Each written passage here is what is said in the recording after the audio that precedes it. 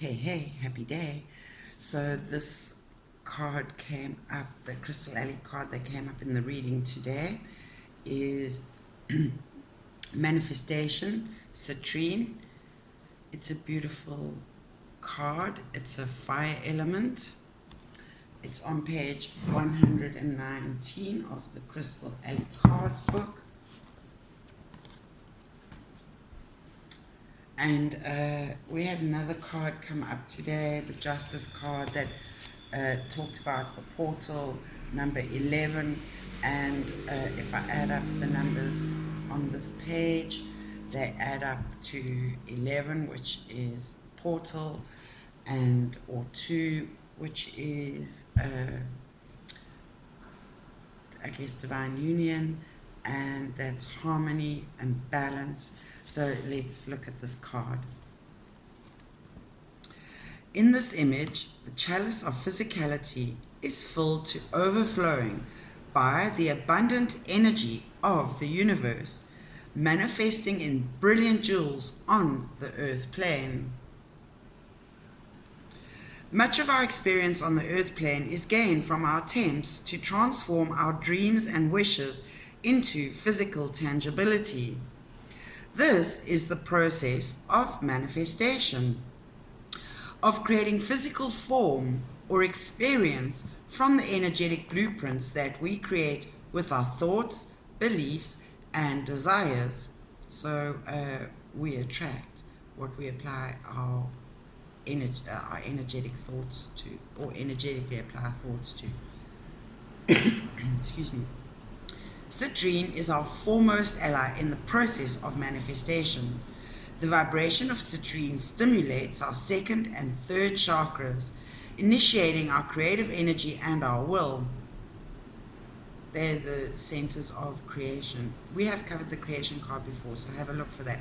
I will post a link to that so you can have a look, and also to one about more in-depth on the fire element. And increasing our ability to make energy manifest. Manifestation is the second part of the process of creation. The first part is the creation of an energetic framework or blueprint, which outlines what we wish to create. We create this blueprint every moment through the words that we speak, spelling, the ideas that we hold in our mind, and the actions and choices that we make in our beliefs and ideas. We can manifest only what we have created on an energetic level. When we hold on to outmoded beliefs, thoughts, and desires, we can create blockages in our third chakra, resulting in the manifestation of experiences that do not serve our path of growing through joy. And the third sacral chakra, of the third chakra, is that of the solar plexus, which is will, our willpower. And recently, something that card's come up a lot, I have covered it, but what came up, I think very importantly, is that divine will trumps personal will.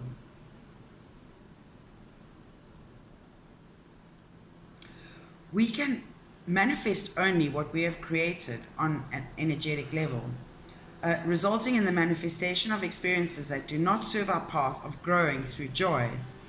Citrine strengthens the resonant field of our second and third chakras, clearing blockages from our energy systems. When these blocks have been cleared, we are able to create pure energetic blueprints for our reality. Real it is. This makes it easier for us to manifest those experiences and objects that will serve us more fully on our path. Our third chakra is the chakra of the will. This chakra can be governed either by our ego or by the will of the universe, divine will. When it is governed by the ego, we struggle to manifest things that we think will make us feel better, especially those things that we do not need, but would like to have as proof of our success in the world. These objects are unable to fulfill our true needs and therefore are unable to make us truly happy. The result is a sense of being unfulfilled and unhappy.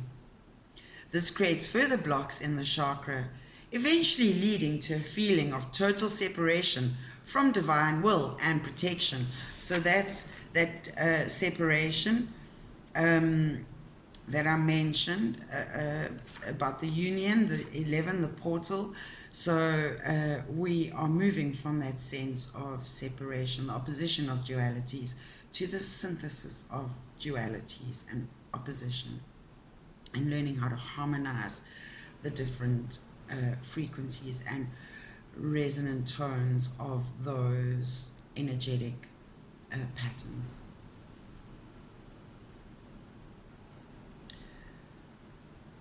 When our third chakra is clear, however, we are able to use it in receiving and manifesting divine will.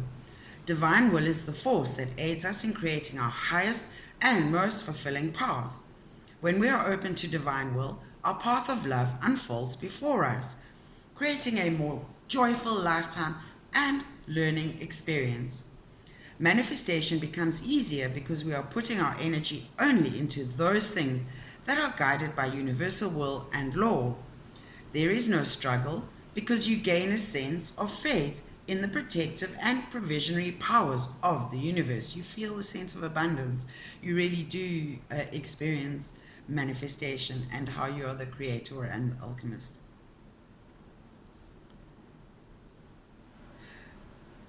Citrine enables us to open more fully to the energy of divine will and the path of love. By resonating with the energy of Citrine, we are reminded that we are loved and supported in our manifestations by the universe. It's the color of the sun, which is all life-giving. It's the center of our universe. Choose the path of love and joy, manifesting that which is truly beautiful by opening yourself to the power of divine will and Citrine's teachings of divine manifestation. The message: when Citrine appears in your layout, you are being asked to take a good look at what you are creating at the moment. What are the beliefs, thoughts, and desires that are creating the present situation for you? Remember, you will manifest whatever it is that you hold most in your mind and energy. Where attention goes, energy flows. Are your words and actions consistent with what you want to create? Citrine has appeared as your ally in order to aid you in clarifying what it is you truly want to manifest. Open yourself to its guidance and to the divine will. We can use prayer, meditation, contemplation, silence to find the answers, because all the answers that we seek are already within us, and all the problems that we wish to solve are already solved.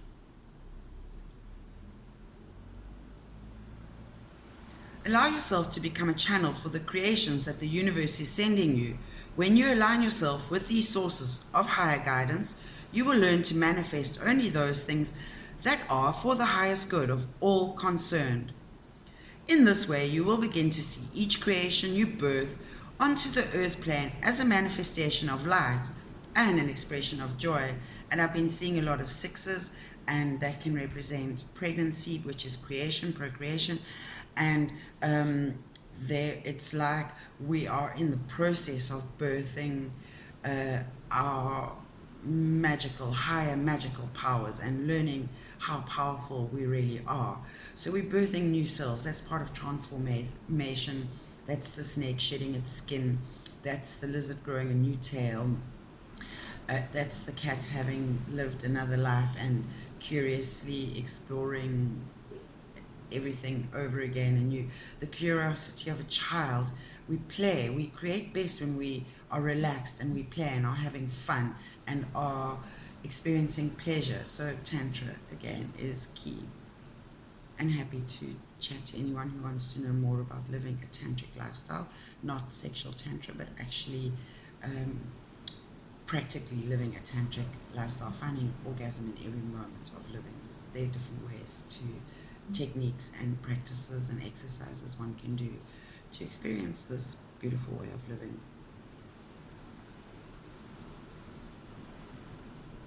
In this way, you will begin to see each creation you birth onto the earth plane as a manifestation of light and expression of joy.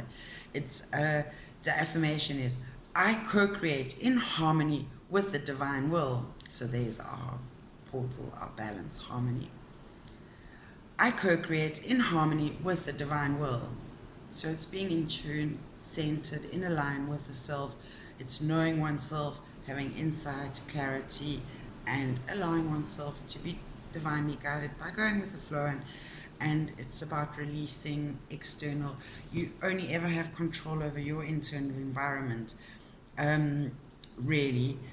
So how you nourish yourself through breath, through hydration, through consumption of food, how you move, what you think, what thoughts you have, what state of being you actively place yourself in presently, here and now.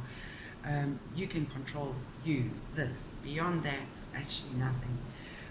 You can make certain choices, but it's pretty much everything is outside of you, is beyond your control. And accepting and releasing is pretty much that.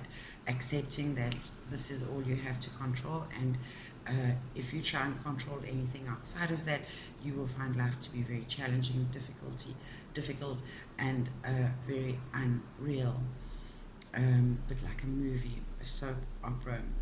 So it's time to get real with ourselves, and the one way we can do that is to be truly loving to ourselves, lovingly address our flaws, and lovingly empower our awesome, our alls, and be love. Really, we all need to be this. If we are this, you'll be amazed at how beautiful life is, and how many gifts there are, and how much abundance, and how blessed one is. And our true gems lie in our relationships, and not what we have. And it's the people we know and treasure and value that are actually our true blessings in life, and the rest is really ego.